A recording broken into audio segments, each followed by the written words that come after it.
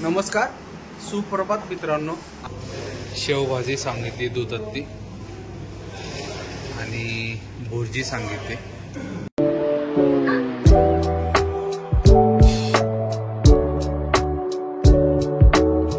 नमस्कार, सुप्रभात मित्रांनो. आजच्या नवीन ब्लॉग मध्ये तुम्हा सर्वांचं स्वागत.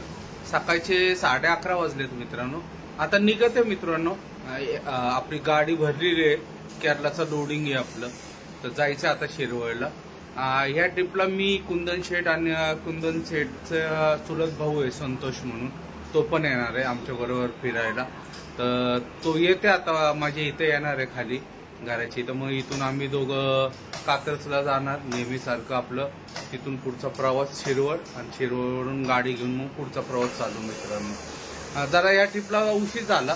पप्पूच्या गाडीचं जरा काम होतं, गेअरचं काम निघालं होतं, क्राऊन क्लिनरचं काम करायचं होतं. ते काल पूर्ण झालं सगळं, त्याच्यामुळं आज निघत आहे आम्ही. गाडी माझ्या मते परवा रात्रीच भरली, 11 वाजता वगैरे भरून बाहेर निघाली. कालचाच दिवस गेला, आज तर निघत आहे. तसं पण खूप दिवस झाले या ट्रिपला. तर जाऊयात, निघूयात मित्रांनो. आणि सगळ्यात मेन म्हणजे खूप दिवसानंतर आपल्याला केरळाचं लोडिंग भेटलेलं आहे.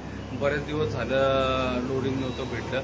आणि मेन म्हणजे घाट वगैरे चालू आहे का नाही तिथे काय माहिती. म्हणजे खाली करून जेव्हा आपण ईटीचा घाटातून येतो तो घाट अजून बंदच आहे वाटतं, असं म्हणतात ते लोक. बघूयात आता, तिथे गेल्याशिवाय कळणार नाही की नक्की काय काय नाही. तिथे गेल्यावर नक्की सगळं कळत. तर निघूयात मित्रांनो. पहिलं पोचूयात एशियन पेंटला शिरवळला आणि तिथून पुढं मग आपला प्रवास चालू मित्रांनो. तर निघूयात मित्रांनो. दुपारचे 3 वाजलेत. आलोय आता आम्ही वेळाला. आमच्या बरोबर एक पाहुणे पण आहे आता सध्या. कुंदन शेठचे चुलत भाऊ आहे संतोष. आलं, गाडी दिसते हायवेला. नाश्ता करण्यासाठी थांबलो, भूक लागली होती. शेठ काय खाणार नाही, मी आणि संतोष खातो फक्त. बसलेत. आमचा बिल्डर बघा.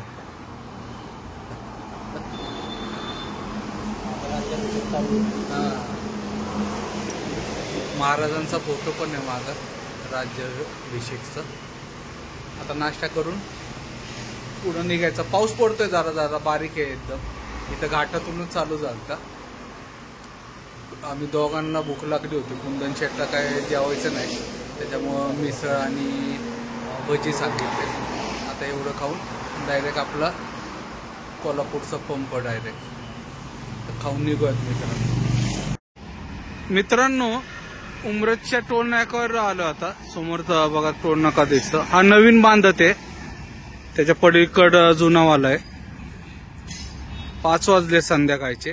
कुंदन शेठला आता भूक लागली, त्याच्यासाठी वडापाव खाण्यासाठी थांबलोय. समोर आपली गाडी दिसती. निवांत जायचंय कारण की रविवारी रात्री पोहोचायचंय. आज तर शुक्रवार आहे, उद्याचा दिवस आहे आणि परवाचा दिवस अख्खा आहे आपल्याला. त्यामुळं टाइमपास करत चाललो. इथं वडापाव एकदम बेस्ट भेटतो, त्याच्यामुळं इथं वडापाव खायला थांबलोय. समोर दिसतात बघा कुंदन शेठ येते. तिथं टपरी एक छोटीशी, तिथं बसलो. वडापाव खाऊन मग बघू आता. संध्याकाळी झोपण्यासाठी कुठं थांबायचं वगैरे काय नक्की झालेलं नाहीये. आता डिझेल टाकायला तर निप्पाणीपर्यंत जायचं, त्याच्यानंतर ठरवू कुठं हातर्गीला झोपायचं का उत्तमच्या इथं जाऊन झोपायचं, काहीतरी फायनल करू. खाऊयात पहिले वडापाव जाऊन. बसलेत ते जाऊन. गरम गरम वडापाव भेटतो एकदम चांगला. भूक तर नाहीये. मागाशी कुंदन शेठनी काय खाल्लं नव्हतं, त्याच्यामुळं त्यांना आता भूक लागली. तर वडापाव खाऊन निघूयात. बसलेत बघा संतोष आणि कुंदन शेठ. आमचा बिल्डर बघा कसा आहे. खाऊयात मित्रांनो. रात्रीचे 8 वाजलेत. आलोय आपल्या निप्पाणीच्या पंपावर. डिझेल फुल करत आहे आता. माग गाडी दिसती बघा. हातर्गीला थांबायचं म्हणजे हातर्गीला झोपायचं असं प्लॅनिंग चाललंय. जेवण अलीकडंच करायचं, हातर्गीच्या अलीकडं शिवप्रसाद धाबा आहे तिथं. आणि हाततर्गीला निवांत जाऊन झोपणं, कारण की बराच टाइम आहे. उद्याचा अख्खा दिवस आहे, परवाचा अख्खा दिवस आहे, कारण की रविवारी रात्रीपर्यंत पोचायचं आपल्याला. त्यामुळं काय प्रॉब्लेम नाही जाण्यासाठी. बघूयात आता किती वेळ लागतो, काय होतं. आता इथं गाडी फुल केल्यानंतर डायरेक्ट जेवणासाठी हाततर्गी. बघूया आता किती वेळ लागतो. तरी 300 लिटर वगैरे बसल असा अंदाज आहे. संतोष आलाय. संतोषला आता थंडी वाजत आहे. कुठं रे? थंडी वाजायला लागते त्याला. बन्यान घालून बसला होता, नंतर आता गारला लागतंय.